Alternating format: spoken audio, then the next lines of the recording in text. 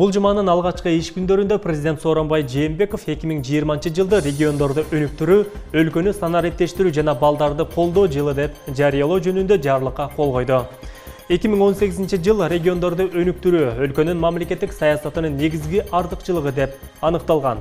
2019 жылы региондорду өнүктүрүү боюнча багыты тандалган, багыты уланган. Санариптик технологиялар калктын жашоо шартын, сапатын жакшыртууда маанилүү фактор экендигин эске алуу менен 2019 жыл региондорду өнүктүрүү жана өлкөнү санариптештирүү жылы деп жарыяланган. Буга чейин 2 жылда региондорду мындан ары өнүктүрүү үчүн негизги пайдубалдар түптөлдү. Санариптештирүүнүн алкагында сапаттуу мамлекеттик жана муниципалдык кызмат көрсөтүүнүн жеткиликтүүлүгүн жогорулатуу боюнча масштабтуу иштер жасалды.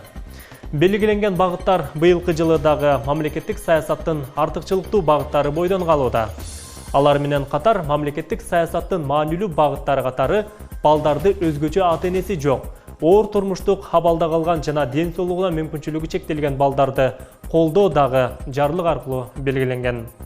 Өлкөнүн аймактарын өнүктүрүү боюнча мамлекеттик саясат ата мекендик экономиканы өнүктүрүү багытталган чаралардын комплексин камтыйт.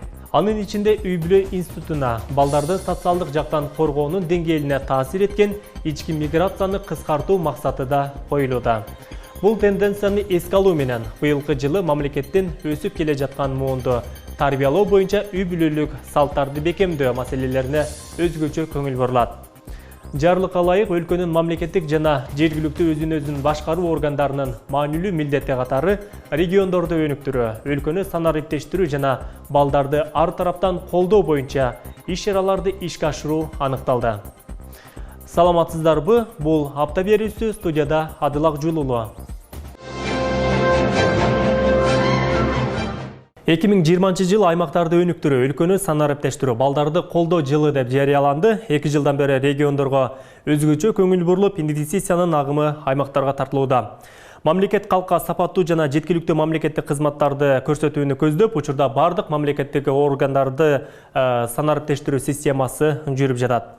Ал эми балдарды коргоо жана камсыздоо үчүн өлкө болгон күч аракетин жумшоого киришти. Бүгүн биз дал ушул теманын негизинде баарлашабыз. Студиябыздын коногу да чакырганбыз, аны тааныштыра кетейин. Экономика илимдеринин доктору, профессор Мирланбек Убайдуллаев агайыбыз болмокчу. Агай, саламатсызбы? Студиябызга кош келиптерсиз. Президент 2020 жылды аймактарды өнүктүрүү, өлкөнү санариптештирүү жана балдарды колдоо жылы деп жарыялады. Анын алкагында бир катар иш пландар түзүлдү. Өзүңүзгө маалым болгондой, өткөн жылы аймактарды өнүктүрүү жана өлкөнү санариптештирүү жылы деп жарыяланган. Анын жыйынтыктары бүгүнкү күндө кандай болууда, кандай жыйынтыктарын берди өткөн жылдын жыйынтыктары боюнча? Эми азыр 18-жыл боюнча айта алсак болот. Алдын ала себеби агрардык мамлекет болгонубуздан кийин айыл чарбага көбүрөөк көңүл бурушубуз керек болуп атат. Эми ал жерде 18-жылдын жыйынтыгы боюнча эт өндүрүмдүүлүк бизде жогорулады. Жумуртканы өндүрүү, анан сүт азыктарын өндүрүү, ал жерде өсүү бар. Андан сырткары мына дан өсүмдүктөрдү өндүрүү боюнча 2%дык өсүү көрсөткүчү бар. Анан эң негизгиси мына өндүрүш багытында 8,5% өсүү бизде көрүнүп турат. Андан кийин билесиздер, жыл жыйынтыгы боюнча ички дүң продукциянын жалпы суммасы 557,1 миллиард сомду түздү да. Ал 17-жылга салыштырмалуу өсүү темптери бар экенин биз көрүп турабыз. Жалпы экономика болсо 3,5%га өстү деген официалдуу биздеги маалымат бар да. Ал эми 19-жылдын жыйынтыгы алдын ала жыйынтыктары март айына бизде болот. Азырынча алдын ала айтыш бир аз кыйыныраак алып коюйт. Демек, жыйынтыктары чыккандан кийин аны айтууга болот, Андан кийин айтсак болот. Мына эми 2020 жылы жарлыктын алкагында максаттар жана артыкчылыктуу милдеттер да коюлду. 2020 жылы аймактарды өнүктүрүү, өлкөнү санариптештирүү, балдарды колдоо жылында көбүнчө эмнелерге басым жасалышы керек деп эсептейсиз? Эми 18-19 жылда жасалган иш аракеттер ошол программанын негизинде алга карай аракеттер боло бериш керек. Бул биринчиси, экинчиси могул балдарды колдоо жылында биз бир нерсени унутпаш керек да. Баягы Максим Горькийдин сөзү барбы? Баланы тарбиялоо ал баланын эненин ичинде мезгилинде башталат деп. Ошол балага көңүл бургубуз келсе, биз анда энеге көңүл бурушубуз керек да. Ошол эненин ичинде болгон мезгилден баштап мамлекеттик баягы соц пакетти күчөтүшүбүз керек. көңүл бурууну күчөтүшүбүз керек. Мисалы ошол мүмкүнчүлүк болушунча бекер дарылоо мүмкүнчүлүктөрүнү поликлиникага учетко тургандан баштап мүмкүнчүлүктөрдү түзө башташыбыз керек. Бул биринчиси. Экинчиси эми мына мамлекеттин масштабында бул аракеттер болуп атабы. Демек ар бир районда, ар бир айылда, областта, шаарда шарт түзүлүш керек. Мамлекет башчысы акыркы 2 жылда региондорду өнүктүрүү, элет элдеринин демилгелерин колдоо, жаңы жумуш ордуктарды түзүү, калкты таза суу менен камсыз кылуу жана ирригациялык системаларды жакшыртуу боюнча конкреттүү иштер аткарылдыгын баса белгилеп өттү. Сиздин жеке баамыңызда бүгүнкү күндө Кыргызстандын аймактары кандай өнүгүп жатат? Деги эле дагы эмнелерге көңүл бурулуш керек деп эсептейсиз дагы? Ошол эле учурда айылдагы мисалы таза суу дейбизби, же болбосо кайракы жерлерде кайрадан иштетүү, аларга суу чыгаруу жана башка бир топ иштер бар да. Айылдарда мындай реалдуу жумуш орундар азыр пайда болуп атат. Ал эмненин негизинде болот? Биринчиден мамлекет тарабынан бюджеттен бөлүнгөн акча каражаттар, анан инвестиция катары тартылган акча каражаттар региондордун талабына ылайык бөлүштүрүлө баштады. Кандайдыр бир деңгээлде, толугу менен деп айта албайм. Бирок ошол айыл өкмөт, айылдар, региондор талап кылганга жараша бөлүнө баштады, алардын потенциалына жараша. Бул биринчиси. Ал деген жумушчу орун кандайдыр бир деңгээлде камсыз боло баштады. Экинчиси ошол баягы жерлер боюнча эми биз агрардык мамлекетпиз. Аны биз моюнга алышыбыз керек. Сөзсүз түрдө айыл чарбага, жерге, айыл чарба продукциясына, агро өндүрүш комплексине биз көңүл бурушубуз керек. Каалайбызбы, каалабайбызбы, биз аны көңүл бурабыз. Бул биринчиден. Экинчиден эми жерди иштетүү маселеси боюнча, мисалы эгерде мына Кыргызстандын түштүгүндө жерлер кургап, солуп баратса, суу жок. Кыргызстандын түндүгүндө, мисалы ошо Чүй областынын тегерегинде тетирисинче саз, суу, эки жакта тең жер иштетүү мүмкүнчүлүгү жок да. Кыргызстан ушундай проблемалардын эсебинен жылына 20%, 25%га чейин жерди жоготобуз. Демек бизде ушул айыл чарба жерлеринде иштетүү маселеси кайрадан мындай чоң суроо болуп турат. Андан кийин ирригациялык түйүндөр боюнча айта турган болсок, эми ирригациялык түйүндөр бул өзүнчө чоң проблема да. Бул мамлекеттик масштабтагы чоң проблема, себеби ички баягы талапты кандыруу үчүн суу керек и тышка чыгарып аткан суулар бар. Биздин эл аралык конвенция боюнча биздин ирригациялык түйүндөрдү биз өзүбүз ремонттошубуз керек.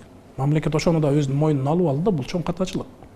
Себеби эгерде биздин сууну мисалы Өзбекстан, Тажикстан, Казакстан пайдаланып аткан болсо, ошол эл аралык мыйзамдарга таянып, эл аралык конвенцияга таянып туруп биз алардан акча талап кылышыбыз мүмкүн, бартердик негизде баягы товар алмаштырышыбыз мүмкүн, же болбосо ошол биздин ирригациялык түйүндөрдү алар ремонттоп бериш керек. Мына ушул маселелер четте калып калып атат да. Бул боюнча дагы мамлекет керектүү министрликтер, ведомстволор иш алып барыш керек деп ойлойм. Мына өлкөбүздө ишке ашырылып жаткан санариптик трансформация бизге мамлекет менен жарандардын ортосундагы өз ара кызматташуунун жаңы багыттарын түзүүгө мүмкүндүк берүүдө. Санариптик системанын алкагында жарандар документациялык иштерди азайтып, мисалы электрондук форматка көпчүлүгү өтүп жатат.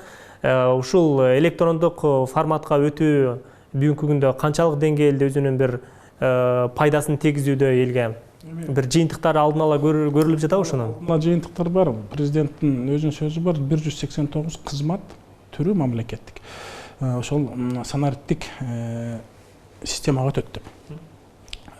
Бул биринчиден ал ишке аша баштады. Экинчиден бул механизмдер буга чейин эле болуп келе жаткан. Мисалы баягы электрондук өкмөт деген, электронное правительство деп айтабыз, орусча салык системасына, салык багытында баягы электрондук регистрация, мисалы ГАИде, РИОдо, же болбосо башка мына жактарда очередке, кезекке туруу электрондук болуп атат. Мисалы бала бакчаларга бул акырындык менен ишке аша баштады. Аны биз мындай көз көрүндү билсек болот. Андан кийин мисалы коопсуз шаар, безопасный город деп айтып атпайбызбы? Мисалы Бишкекте ал ишке аша баштады бүгүнкү күндө. Ошто мына буюрса 2020 жыл жайкы мезгилге барып бул да ишке аша баштайт. Анткени азыр баягы тендерден өткөрүштү, мен билген маалымат боюнча Ысык Көл областынан кийин Ош областы, Ош шаары турат. Эми ушул санариптик системаны ошол күчөтүү менен ошол өлкө ошол толугу менен ошол жемкорлуктан арыла алабы? Эми көпчүлүк азыр айтып атышпайбы, ошо санариптештирүүнүн эң негизги максаттары бул ошол коррупция менен күрөшүү депчи. Бул мисалы мен жогорку окуу жайда өзүм иштеген үчүн мисалы ошо мисал катары айта аламын да. Будан 2 жыл мурда бизде баштагы ректорубуз Исаков Каныбек Абдович тарабынан баягы бирдиктүү терезе деген киргизилген. Айланма баракчасы орусча Апхановлис деп коет, студенттер бүткөндө толтуруп, ошондо деле кандайдыр бир коррупциялык элементтер көзгө көрүнчү эле да. Ошол азыр ошол баягы бирдиктүү терезе киргенден кийин ал жокко чыкты. Толугу менен жокко чыкты. Мына ушундай мисалдарды мамлекет жок колдоно баштады бүгүнкү күндө. Министрлик да өзү колдоно баштады. Мамлекеттик масштабта мына ушундай иш-аракеттер боло турган болсо, эми мен айта албаймын толугу менен арылабыз деп.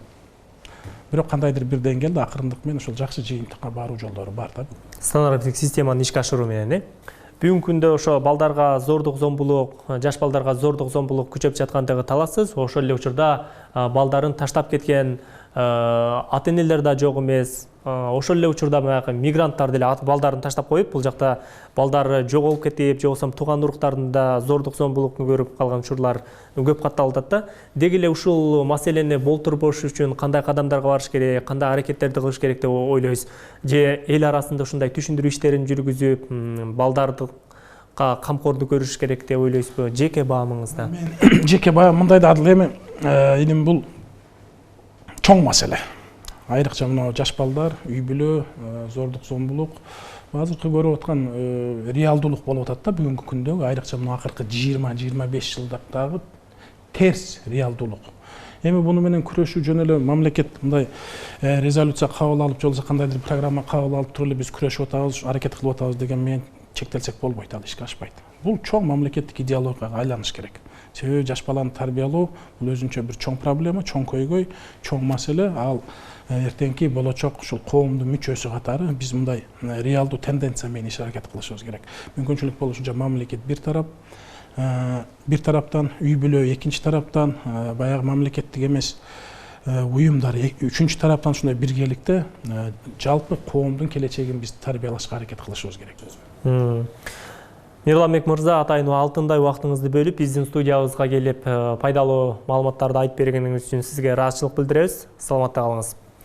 Урматтуу телекөрүүчүлөр, бүгүн биз 2020 жыл аймактарды өнүктүрүү, өлкөнү санариптештирүү жана балдарды колдоо жылы жарлыгынын алкагында барлаштык. Студиябыздын коногу экономика илимдеринин доктору, профессор Мирламбек Убайдыллаев болду.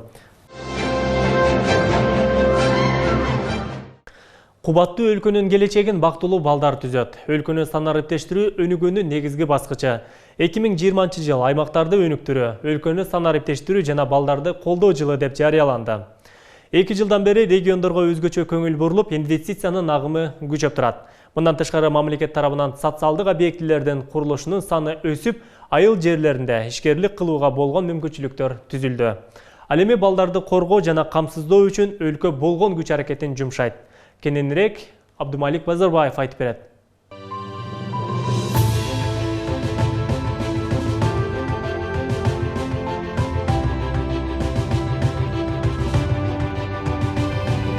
Аймактарды өнүктүрүү жана өлкөнү санариптештирүү жылынын алкагында региондордун өнүгүшүнө өзгөчө көңүл бурулуп, 2023 жылга чейин атайын стратегиялык долбоор иштелип чыккан. Өткөн жылы негизги иш-аракет айыл жериндеги ишкерликти өнүктүрүүгө жумшалып, жеке ишкерлер тарабынан бир катар ири өнөр жай ишканалар ачылды. Аны менен катар региондорго 38 миллиард сомдон ашуун насыя берилди. Мындан тышкары республикада 162 билим берүү мекемеси курулуп жатат. Ошону менен уда санарип технологиялар бардык тармактарга кошулуп, билим берүү, медицина, бизнес, туризм, сот жана укук коргоо органдарынын ишине санариптик инфраструктура артыкчылыктуу тартипте орнотулду. Аны менен бирге коопсуз шаар жана коопсуз жол кыймылы долбоору да ишке ашып жатат. Анан мен азыркы региондорду өнүктүрүү жана санариптештирүү жылы деген бул эми 1-2 жылда эле бүтүп эле анан алмаштырып эле башкасын койгонго болбойт да. Бул эми башталып келди да. Бул бир топ жылдарды өзүнө камтыйт да. Анан кийин ушул эле жылга мына 2020 жылы балдарды коргоо жылы деп кошулуп калбадыбы? Бул дагы абдан туура болуптур деп ойлоп атам. Акыркы кезде адамдар ушунчалык таш болуп баратабыз да. Эми бирөөнүн баласы эмес, өзүңдүн үй бүлөңдөгү өзүң каныңан чыккан эле балага ушундай ташборлук мамиле кылган аябай ушу өкүнүчтүү болуп атат да. Мыйзам чегинде көрүлө турган чараларды бир аз адамдар тоотпой атат да. Ошондуктан мен ойлойт элем ушул балдарды коргоо жылына карата ушул зордук зомбулук көрсөткөн ата-энелерге жана жакындарына бир башкачараак бир катуураак мамиле жасасакпы деп айттым эле. Айтайын дегеним ошол. Ош облусунда өнөр жай продукциясынын көлөмүн көбөйтүү боюнча атайын иштер жүргүзүлүп, 2019 жылдын 11 айында 59 жаңы ишкана, 614 жумуш орну түзүлдү. Анын ичинен 43 ишкана өнөр жай багытында, 14 ишкана айыл чарба багытында туруктуу иштеп жатат. Жаңы ачылган ишканалардын эсебинен жалпысынан 651 миллион сомдук инвестиция тартылды. Окуу жылдын башталышынан бери облус боюнча 11 мектеп пайдаланууга берилди. Мындан тышкары таза суу, бала бакча көйгөйлөрү четинен чечилүүдө. Учурда аймактарды өнүктүрүүнү колдоо максатында республикалык бюджеттен 2 миллиард сом каралды. Ал акча жеңилдетилген кредит катары элеттиктерге берилет. Анын 20% инфраструктураны өнүктүрүүгө, 80% жеке ишканаларга мерчемделген. Ош облусунда учурда 34 долбоор даярдалып, анын 15 долбоор облустук комиссиядан өткөн, 4 долбоор республикалык комиссиядан жактырылып, банктарга каржылоого берилди. Ош облусунун аймагында айыл өкмөттөрдө мектептерде интернет кирбеген мекеме калган жок. Бирок ошолордун канчалык деңгээлде иштеп жаткандыгы жана санариптештирүүнүн алкагында бирдиктүү терезеге кирүү мүмкүнчүлүгү ошол техникалык жабдуулар жаңылоо мүмкүнчүлүгү менен да көз каранды. Аны биз ушул администрациянын өкүлүнүн аппаратынын өзүнөн баштайлы деп турабыз. Бардыгын бул жылы ушул нерселер ишке коюлат. Андан сырткары өткөн жылы областтын аймагында, Ош облусунун аймагында пилоттук деп коет. Биринчи жолу саламаттык сактоо тармагында онлайн кезекке коюу жана мобилдик рецепт берүү бизде ишке ашырылды. Ал эми балдарды колдоо боюнча эсиңиздерде болсо өткөн жылы Узарбек Казович 1-июндан 7-июнга чейин балдарды коргоо жумалыгы деп берилди эле. Эми бул акция 1 жыл бою улантылат. Балдарды коргоо жана колдоо. Анткени айтат да, чегарага барабы, балдардан биринчи кабар алынат, билим берүүбү, оорукананын абалы менен таанышабы, жергиликтүү эл менен балдардын көйгөйү менен биринчи табышат. Анткени балдар биздин мамлекетибиздин келечеги дейт. Аларга болгон камкордук демек биздин мамлекетибиздин келечегине болгон камкордук деп айтылат. 2020 жылы балдарга, өзгөчө ден соолугунан мүмкүнчүлүгү чектелген жана кароосуз калган өспүрүмдөргө камкордук көрүүгө көңүл бурулат. Акыркы учурда жаш балдарга болгон зордук зомбулук күчөп жатат. Ош шаардык үй бүлөнү жана балдарды коргоо бөлүмүнө өткөн жылы 1225 арыз келип түшкөн. Каладагы Бору Кердек балдар интернатына кароосуз 33 бала кабыл алынып, 36 бала үй бүлөсүнө кайтарылган. Ал эми балдардын зордук зомбулукка кабылган 12 факты катталган. Учурда 268 үй бүлө камкордукка муктаж. Баланы асырап алуу боюнча 64 соттун чечими чыккан. Быйылкы жылы балдар өзгөчө камкордукка алынып, тийиштүү иш-чаралар өткөрүлөт. Мындан тышкары бала асырап алуу боюнча жеңил шарттар каралат. Бул балдарды коргоо маселеси өзүңүздөр билесиздер, бул негизинен бул баарыбыздын көйгөйлүү ишибиз. Ошондуктан сөзсүз түрдө бул жакшы жөрөлгө деп ойлойм. Анткени негизи балдар баягы коргоого муктаж. Анан кийин ал үчүн өтө биздин жогорку жакта деле президентибиз айтып кетмекчи, ошондой эле биздин өкмөттө, ошондой эле министрликте атайын коргоо чаралары, атайын пландар иштелип чыккан. Ал боюнча иштер алып барылып атат. Биздин өзүбүздүн иш пландарыбызды алдын ала койгонбуз. Кыргызстанда өтө көп балдар, көбүнесе миграцияга кеткендердин балдары корголбой атат десем болот. Булар боюнча иштер алынып жатат десем болот. Кудай кааласа бул дагы аракетте, дагы болсо. Туруктуу программалар кубаттуу экономиканы курууга толук негиз түзөт. Мамлекеттин келечеги болгон балдарды колдоо мамлекеттик саясаттын артыкчылыктуу багыты болуп саналат. Араванда муниципалдык жер тилке сатылып, жашоочулар бала бакчасыз калды. Бул тууралуу жергиликтүү тургундар билдирип чыкты. Алар айыл өкмөткө элдин айылдын пайдасына иштөөгө жергиликтүү бийликти чакырды. Араван районунун Алланаров айыл өкмөтүндө жалпысынан 18 миңден ашуун адам жашайт. Учурда 90 орунду 6 бала бакча иштейт. Жергиликтүү тургундар бакча курууну демилгелеген, бирок ылайыктуу жер табылган эмес. Тургундар мамлекеттин карамагында бош турган жерлерди сатылышына каршы чыгышты. Кененирээк кийинки материалда сөз болот. Метр жер чарчы метрге жооп берип атат. Жоробек Надыров Алланаров айыл өкмөтүнүн ачык онушунун Курманбай ата көчөсүнүн тургуну. Айылда калктын саны жылдан жылга көбөйүп, 400 үй бүлө жашаган жерде бир да бала бакча жоктугун айтат. Мындан улам жергиликтүү тургундар бала бакча курууну айыл өкмөткө демилгелеп, эгемендүүлүктөн кийин пайдаланууга берилген бош жерлерди сунуштаган. Тилекке каршы айыл өкмөт балансындагы жерлер сатылгандыгын билдиришкен. Айылдагы ачык онушунун Курманбай ата көчөсүндөгү бош турган бул жерден дагы ээси аныкталып, 1 ай мурун курулушун баштаган. Азыр ошондон кийингисини бир 3 сотуга 70 десет жерини дагы бирөөгө сатыптыр. bizga u turali bizga bir javob keldik. Anan undan qolgan yerda bo'lsa, undan qolgan yerda manday qilib hozir birdega salatatgan, endi buni ham maqsadi buni deyla birovga sotib bersa, kerak bo'lsa shu yerdan ham bizda bir eldir, bir bola bog'chaga bir loyiq joy yo'q bo'lib o'tadi-da endi. Shu yerda endi bo'lib bo'lishtirib sotib o'tadi-da. Аты фамилиясы ким ошо киши? Ташполатов Зайнабидин. Жергиликтүү тургундардын айтымында талаштуу жердин учурдагы ээси Зайнабидин Ташполотов ал техникаларды алып келип курулушту баштап койгон. Ал жерге жергиликтүү тургундар бала бакча курулса дешет. Mana shu yer samor qilib solingan, shu 6 sotik yer, 6 sotik yer samor qilib solingandan keyin hozir bu yerda tam joyga dokumentini loyiqlab, buni uy joyga, tam joyga bir Jaloliddin degan yigitga sotib berdi. Bunun dokumenti бар ekan, buni prokuratura aniqladi, 6 sotik yer ekan. Bu 2002-yili shu yerda tam joyga sotilib olingan, biroq bu yerda yozib o'tadiki, 12-yili dokumentlarini bu shu odamga qo'liga bergan bo'ladi.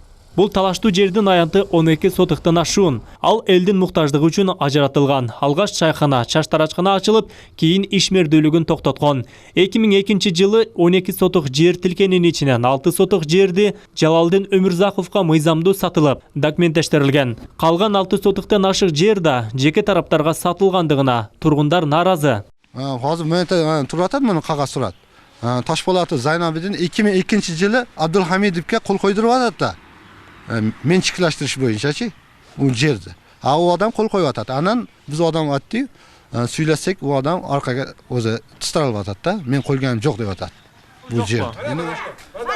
Qani olib kelingchi, ko'rsatыңchi.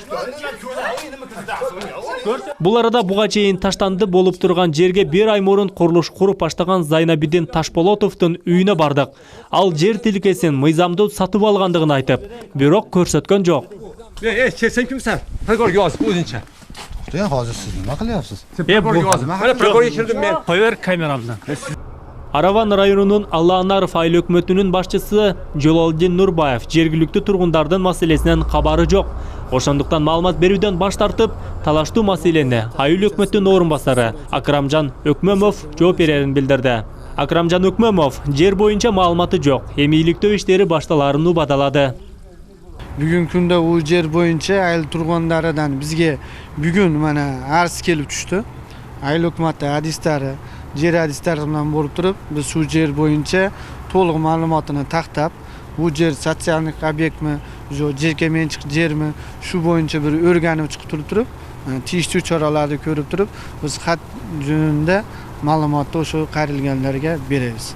Айылдын тургундары бала бакча куруу үчүн жер бөлүүнү айыл өкмөткө бир канча ирет сунуштаган, бирок жыйынтык жок. Эми эки тараптуу маселеге тийиштүү органдар өз баасын берет. Ал эми Араван районунун Алалнаров айыл өкмөтүндө жалпысынан 18 миңден ашуун адам жашап, 6 гана бала бакча иштейт. Айылда бала бакча тартыштыгы күч. Ош шаарында балдар таза табигый жүндөн жасалган оюнчуктарды ойной алышат. Дизайнер Насикат Исмаилова табигый материалдардан куурчактарды колдоо жасайт. Буга чейин ал кой жүнүнөн жана кийизден түрдүү жаныбарларды жасаган оюнчуктарды сатка чыгарган. Учурда кийизден жасалган оюнчуктар чет өлкөдөн келген туристтердин кызыгуусун дагы арттырууда. Бул тууралуу кененирээк Гүлнур Арапбай кызы айтып берет.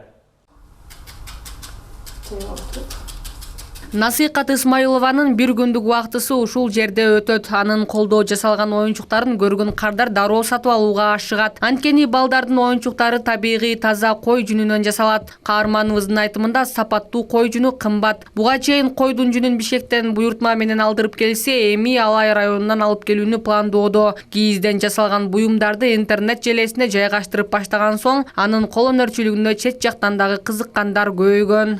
Экспортко дагы чыгара алабыз, азырча чыгарып баштадык. Оюнчуктар деги оюнчук эмес, көп эле нерселерди, кийизден жасалган буюмдарды чыгарып атабыз. Алар биринчи бизге образец жиберет, то есть үлгүсүн жиберет, чиймелери менен жиберишет, түсүн тандап.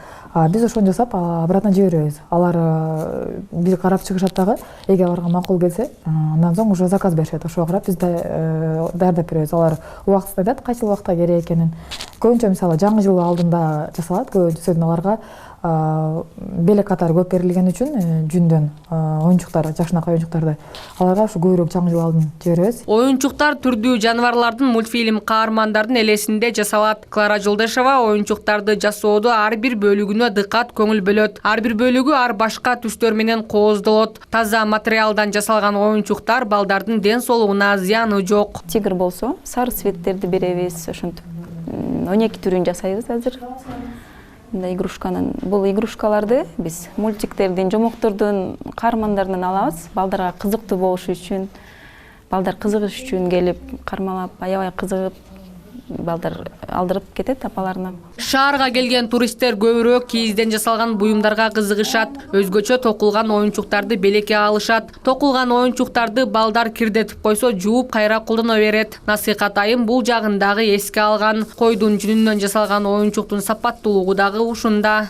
Жууганга мүмкүн болгон оюнчуктарды көрсөтө кетсек, мисалы моондой токулган игрушкалар, буларды күндө деле жууп турса болот. Кир жуучу машинага деле салып жууганга мүмкүн түсө дегенде ыңгайлаштырып жасаганбыз. Ошол эме жууганга мүмкүн боло турган сөйдүндө эң алдыңкы бул балдар турат, алып тазалыкты кароо зарыл. Ошон үчүн мондой кылып оюнчуктарды сунуштайбыз. Ар кандай түрдө, ар кандай баада, ар кандай размерде тандап алышса болот. Балдардын жаркын келечеги бакубат жашоого жол ачат. Насыйкат айым балдардын ден соолугуна зыянсыз таза оюнчуктарды жасоо менен бирге ишкерликти өнүктүрүүнү жана жарандарга жумуш орундарын көбүрөөк түзүүнү максат кылууда.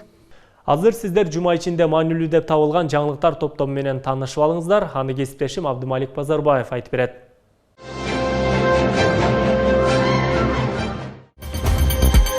8 январ шаршембе. Борбор каладагы кафелердин биринен адамдар тамакка ууланды. Учурда алардын абалы канааттандырарлык. Балдар үчүн ыңгайлуу зыянсыз оюнчуктар Ош шаарында кыргыз дизайнерлери кой жүнүнөн сапаттуу балдар оюнчугун жасап сатыкка чыгарууда.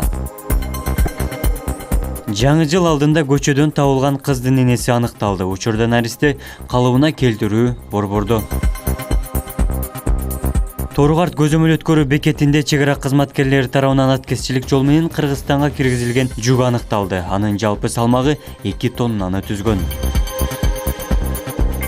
Президент Сооронбай Жээнбеков бул күнү президенттин аппаратынын түзүмдүк бөлүмдөрүнүн жетекчилери менен жыйналыш өткөрдү. 2019 жылдын жыйынтыгы чыгарылып, 2020 жылга карата максаттар жана артыкчылыктуу милдеттер талкууланды.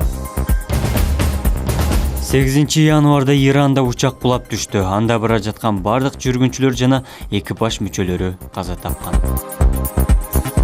9 январ бейшембе. 33 жаштагы келинди жарандык никедеги жолдошу бензин чачып өрттөп жибергендиги белгилүү болду. Окуя 4 январда болгон кылмышка шектүү кармалган.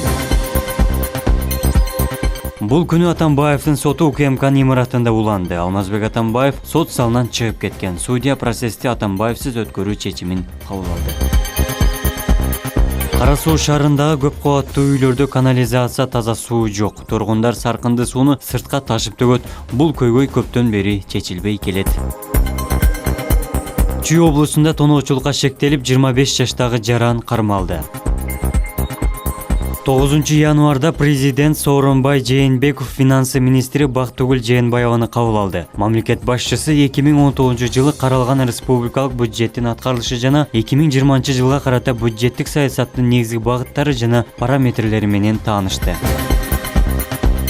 10 январ жума. 10 январ түнү Кыргыз-Тажик чек арасында жаңжал чыкты. Кыргыз-Тажик чек арасындагы жаңжал боюнча эки өлкөнүн вице-премьер-министрлери телефон аркылуу сүйлөштү. Анда чагымчылдыкка алдырбоо боюнча комплекстүү чараларды көрүүнүн маанилүүлүгү белгиленди. Кумтөрдө жоголгон жарандарды издөө иштери туугандарынын макулдугу менен токтотулду. Араванда бала бакча курууга жер жок. Айыл өкмөттүн карамагындагы жер тиркелери учурунда мыйзамсыз сатылып кеткен деп жергиликтүү тургундар нааразычылык билдиришти. Жаштар саясатын колдоо коомдун талабы. Бул күнү Ош шаарында жаш парламентарий мектебинин 2-чи чакырылышынын 25 жаш мүчөлөрүнө төш белгилер тагылды.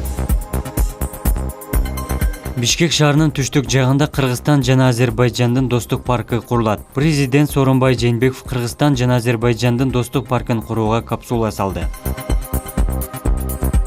Өлкө башчысы Сооронбай Жээнбеков Исхак Разаковдун туулган күнүн 110 жылдыгын майрамдоо жөнүндө жарлыкка кол койду. Исхак Разаковдун туулган күнүн 110 жылдыгы жогорку улуттук деңгээлде белгиленет. Жараткан жерге бизге тынчтык, элибизге бакубат жашоо насип этсин. Сиздер узап бараткан жуманын негизи жана окуяларына сереп салган апта маалыматтык программасы менен тааныштыңыздар. Берүүнү мен Адыл Акжулулу алып бардым. Ар дайым амандыкта жүз көрүшкөнчө саламатта калыңыздар.